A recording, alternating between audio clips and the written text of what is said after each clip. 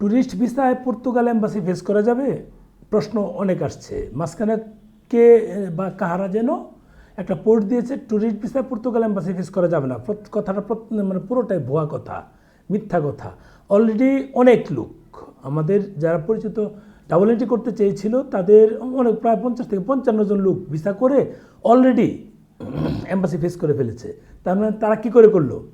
এরকম যদি কোনো পোস্ট থেকে থাকে তাহলে পূর্বে হয়তো বা কেউ বা কাহারা সেটা একটা মানে রিউমার ছড়িয়েছে যেন ডাবল এন্ট্রির উপর ডিমান্ড ভালো থাকে, এটার জন্য হবে। আমি যে এই কথাটা বললাম, এতেও আমার শত্রু তৈরি হবে। কারণ আমি যা বলি তাতেই তাদের চুলকানি, এক এক জনের এক এক দিক দিয়ে চুলকানি বাড়ে। এগুলো তো আসলে চুলকানোর কিছু না। এটা এই জাস্ট একটা সঠিক তথ্য শেয়ার করতে গেলেও আমার শত্রু বেড়ে যায়। কি করব আপনারাই বলেন, এটা আপনাদের করণীয় কি? আপনারা কমেন্টসও কম করেন, তথ্য দেখে চলে যান, কিন্তু যাদের ক্ষতি হয় এই কথা বলাতে, তারা কিন্তু কন্টিনিউ আমার পেজে রিপোর্ট দিচ্ছে। আমার পেজটা যে কোনো সময় ব্যানিশ হয়ে যাবে।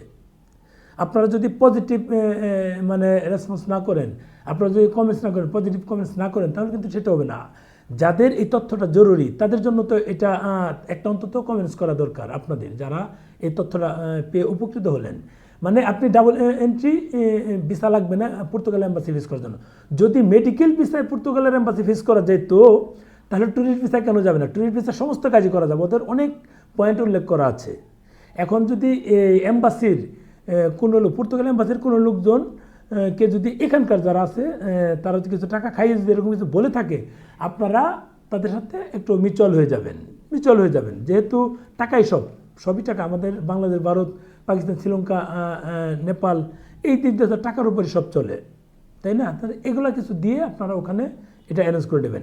এটা যদি কেউ রিউমার ছড়িয়ে থাকে যে এই মানে ফুল এখন বন্ধ আছে, সেটা ভুল তথ্য।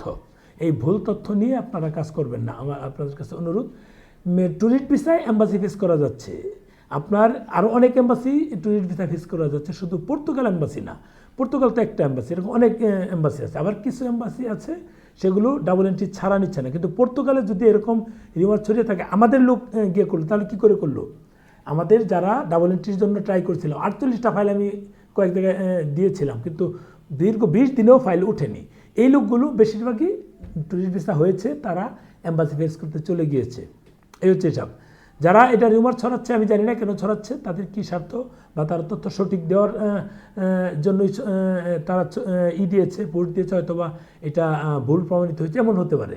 কারণ কেউ আসলে ইচ্ছাকৃতভাবে ভুল তথ্য দিবে না, যারা ইউটিউবার বা ব্লগার আছে। কিন্তু কিছু মানুষ যারা এটার সাথে সুবিধা নেয়, তারা হয়তো বা ইন্টেনশনালি সেটা ছড়াতে পারে, যেটা আমার মনে হয়। যদি কেউ পোস্ট দিয়ে থাকে, সেটা হয়তো বা মানে ইচ্ছাকৃত নাও হতে পারে।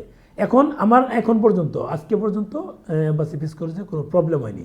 এর পরে কী হবে সেটা আপডেট দিয়ে দেবো। ভালো থাকবেন, শেয়ার দেন।